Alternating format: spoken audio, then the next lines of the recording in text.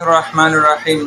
محترم ناظرین، اگر آج ہم دیکھیں کہ ہم جس شرک میں مبتلا ہے اور جن شرکیات میں اس کا ہمیں پتہ بھی نہیں، خیال بھی نہیں کہ آج ہم کس طرح غلط عقائد پر اور ایک ایسے فکر سوچ کی طرف جا رہے ہیں جو ہمارے لیے شرک کے زمرے میں آتے ہیں، لیکن ہمیں پتہ نہیں۔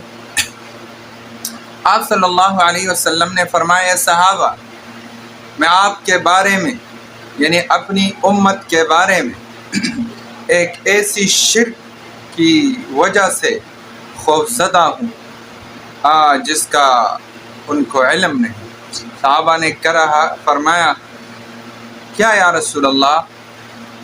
آپ علیہ السلام نے فرمایا، ریاکاری۔ یعنی ریا ایک ایسا شرک خفی ہے، شرک ہے، لیکن اس کا کسی کو معلوم نہیں کہ کیا یہ بھی ہم جو ریا کرتے ہیں یہ گناہ ہے اور یہ ایک شرک ہے۔ جس طرح حدیث مبارک میں آتا ہے، آپ علیہ السلام نے فرمایا، من صلی ریائی فقد اشرک ومن صام یرائی فقد اشرک۔ جس نے ریا کے لیے روزہ رکھا اس نے شرک کیا، جس نے ریا کے لیے نماز پڑھا شرک کیا۔ تو لیکن ہم کتنی ریاکاری میں ہم مصروف عمل ہیں، کتنا ریاکاری کرتے ہیں، لیکن ایک نیک عمل ہم کرتے ہیں لیکن اس میں ریا آتی ہے تو پھر اس کا کوئی اجر اور ثواب نہیں۔ ریاکاری کس سے کہتے ہیں؟ یہ ہے جو عمل ہم کرتے ہیں تو وہ دنیا کے لیے، لوگوں کے لیے، یعنی یہ بات کرتے ہیں جب میں نماز پڑھتا ہوں کہ لوگ کہیں کہ فلاں نمازی ہے، میں نے تسبیح لی ہے لوگ کہیں یہ ذکر کرتے ہیں، میں حج کرتا ہوں کہ لوگ کہیں کہ حاجی صاحب ہے، میں روزہ رکھتا ہوں، میں عبادت کرتا ہوں، صدقہ کرتا ہوں، خیرات کرتا ہوں، لوگ کہے کہ یہ صدقہ کیا، یہ عبادت گزار ہے، یہ ہے، اس کو شرک ہے۔ یعنی وہ عمل جو لوگوں کی وجہ سے ہم کرتے ہیں تو اس کو ریا کہتے ہیں۔ یعنی بات تو یہی ہے کہ ہم جو عمل کرتے ہیں وہ اللہ کی رضا کے لیے اور اللہ کی خوف اور اللہ کے لیے کرتے ہیں۔ گناہ سے بچتے ہیں اللہ کی خوف سے، عبادت کرتے ہیں، صدقہ دیتے ہیں اللہ کی رضا کے لیے، اللہ کی رضا کے لیے، اور اس میں ہم مخلوق کو ایڈ کرتے ہیں کہ ہمیں کوئی اچھا کہے، صرف میری صفت ہو جائے، تو یہ ریاکاری ہے۔ یعنی ریا کا معنی ہے اپنی عمل کو دوسروں کے سامنے رکھنا، دوسروں کی خوشامدی کے لیے کرنا، اپنے نام بڑھانے کے لیے کرنا، یہ ریا ہے۔ تو یہ بھی شرک ہے، یعنی یہ عمل اللہ کے لیے کرنا چاہیے تھا اور ہم مخلوق کی وجہ سے کرتے ہیں تو یہ ریا ہے اور یہ شرک کے زمرے میں آتے ہیں، شرک کے زمرے میں آتے ہیں، کیونکہ یہ عبادات ہے اور عبادات اللہ ہی کے لیے کرنی چاہیے، اور ہم اس میں کے اندر مخلوق کو ایڈ کرتے ہیں تو پھر یہ خالص عبادت نہیں۔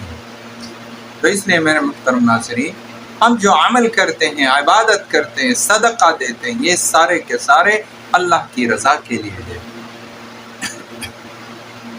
ایک بزرگ فرماتا ہے کہ ریاکاری کی مثال یہ ہے کہ ایک تیلی ہے، اس کو بھرنا ہے پیسوں کے، لیکن ساتھی نے، آدمی نے اس میں کنکریاں ڈالی، یعنی پیسوں کی تیلی ہے اور اس میں کنکریاں ڈالی، تو کوئی فائدہ ہوگا؟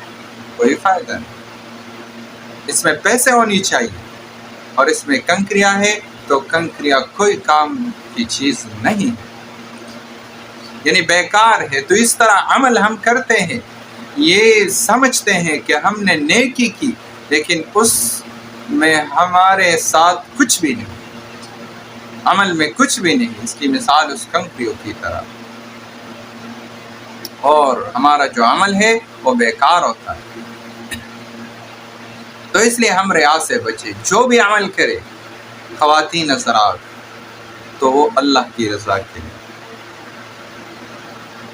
اللہ کی رضا کے لیے جو بھی عبادت مخلوق چاہے، کوئی آپ کی صفت کرے، کوئی آپ کی برا بلا کرے، مخلوق کی کوئی پرواہ نہیں. اگر صفت بھی کرے تو اس کی بھی پرواہ نہیں، اگر برا بلا کرے اس کی بھی پرواہ نہیں. لیکن ہم جو عمل کرتے ہیں کہ اللہ خوش ہو جائے، اللہ راضی ہو جائے، تب ہمارا وہ عبادت قبول ہوگا، ہمیں اجر ملے گا. اور اگر ہم ریاکاری کرتے ہیں، جس طرح ہم بعض لوگ ہیں وہ لوگوں کے سامنے ایک عبادت کرتے ہیں، ذکر تلاوت کرتے ہیں لیکن اکیلا نہیں، لوگوں کے سامنے لمبی لمبی دعائیں کرتے ہیں لیکن اکیلا نہیں.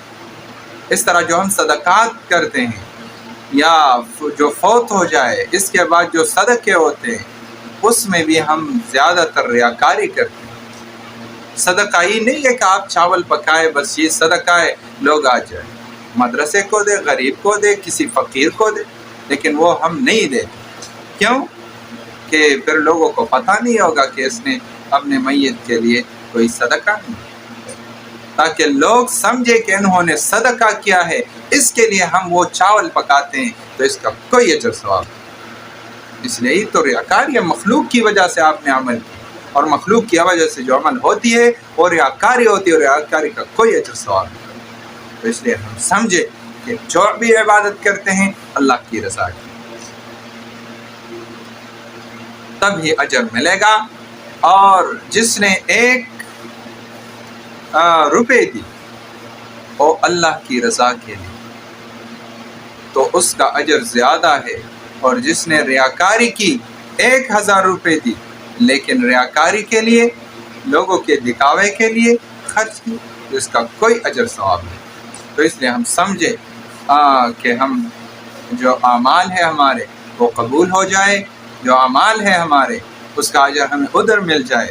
تو اس کے لیے اخلاص نیت ضروری ہے، نیت صاف کرنا، اس میں ریا نہیں کرنا. امام بخاری جو اول حدیث فرماتے، بخاری شریف کا اول حدیث، انما الاعمال بالنیات وانما لکل امرئ ما نوى الى آخر.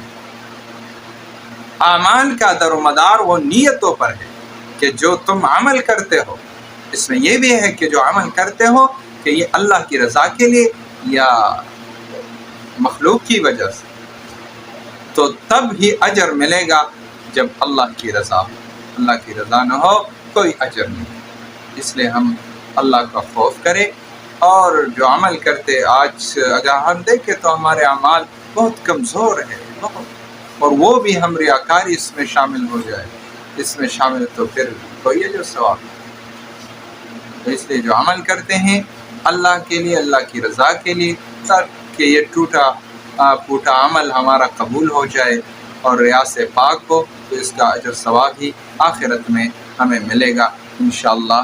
اللہ ہم سب کو عمل کی توفیق عطا فرمائے.